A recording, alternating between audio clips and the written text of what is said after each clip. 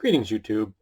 One of the things I've noticed, and I got a prime example thrown in my face today here on my channel, is that a lot of conservatives, the right-wing crowd, as well as the social conservative right-wing wing crowd, all seem to take the position that they arrived at their agenda, their worldview, through diligent research and logic and reason and yada, yada, yada, diddly-dee.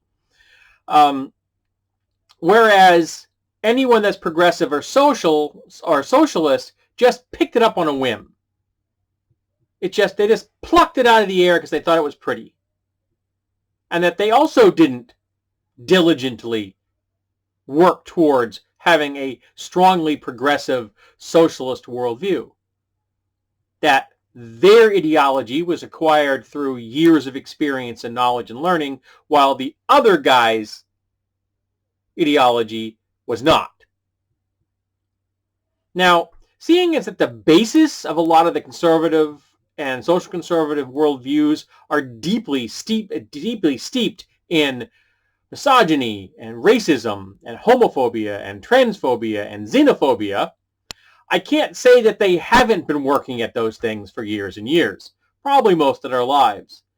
And now in America, it's okay for them to be open about it. It's okay to stand in the street with tiki torches and signs and chanting, "Jews will not replace us." That's okay now in America.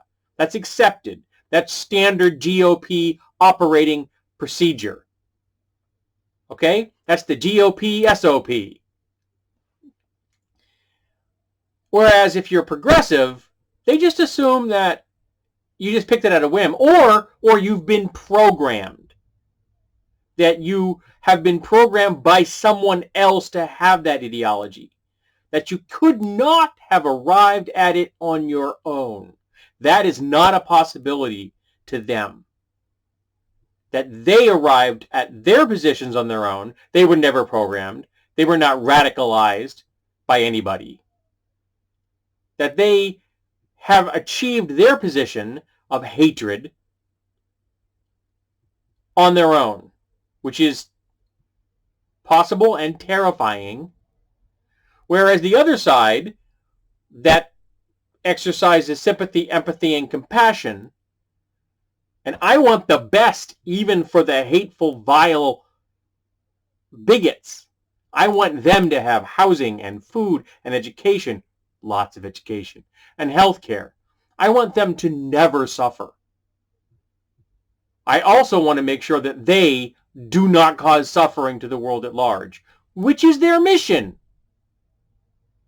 Whether they're, neocon capitalists or paleo-conservatives out there willing to, do anything to make sure that brown people don't get ahead, or the conspiracy that, the Jews are actually behind all the bad things of the world.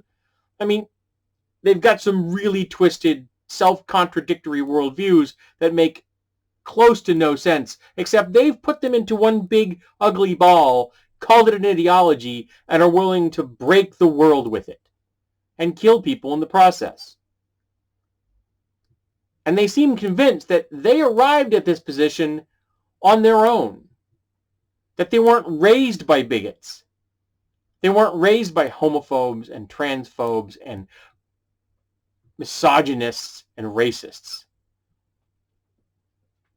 And if a progressive person was raised to have a concept of sympathy and empathy and compassion, somehow that makes them weak. That conservatives are strong because they lack empathy, sympathy, and compassion, except maybe for white people. And progressives and socialists are weak because they have empathy, sympathy, and compassion, and they want everyone to have what they need. I heard a great phrase recently that everybody gets a plate before anybody gets seconds. And it is the most concise definition of socialism I have ever heard. Because that is socialism in a nutshell. Everybody gets what they need to survive before anybody gets to have extra. And that seems a very humane way of looking at the world. And conservatives hate it. And they can't believe that anyone would arrive at that position on their own. It's taken me a long time. I used to be conservative. I was the kill them all, let God sort them out kind of a guy when I was younger. But now I'm not. Now I'm aggressively progressive and socialist. Because I've come to realize that that's the only way we are going to survive as a species. That we can't continue down the same route that we are currently on. Because if we do, we are going to turn the planet into a place where humans can't live. The planet will be fine. The planet's gotten through much worse than this. The planet will get by without us. Life will rebound. And in 100,000 years, the last evidence of us will fade away. But I'd kind of like humanity to stick around. Because even though there are so many things about it that sometimes make me very angry, overall, I'm glad we're here and I want it to continue. And I got to where I am as far as my belief system is concerned through hard work and diligence and therapy. Something that conservatives also deride.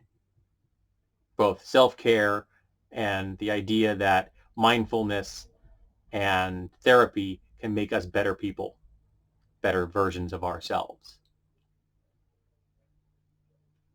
But I got here through hard work. Just like the conservatives are convinced they got to where they are through hard work. Even though most of them were probably raised by racists and misogynists and homophobes and transphobes. I know. I was raised by one. A man who is none of those things now. Who's 82. And he got to where he is through life experience and being sober. You are a product of where you've come from. For good or ill. But you don't have to keep hurting the world. You can stop. And you can start endorsing policies that help people, not hurt people. And if you're following the dictates of the GOP, you aren't helping. So, how did you get where you are? I want to know. Because it took work for me, and I'm assuming it took work for you.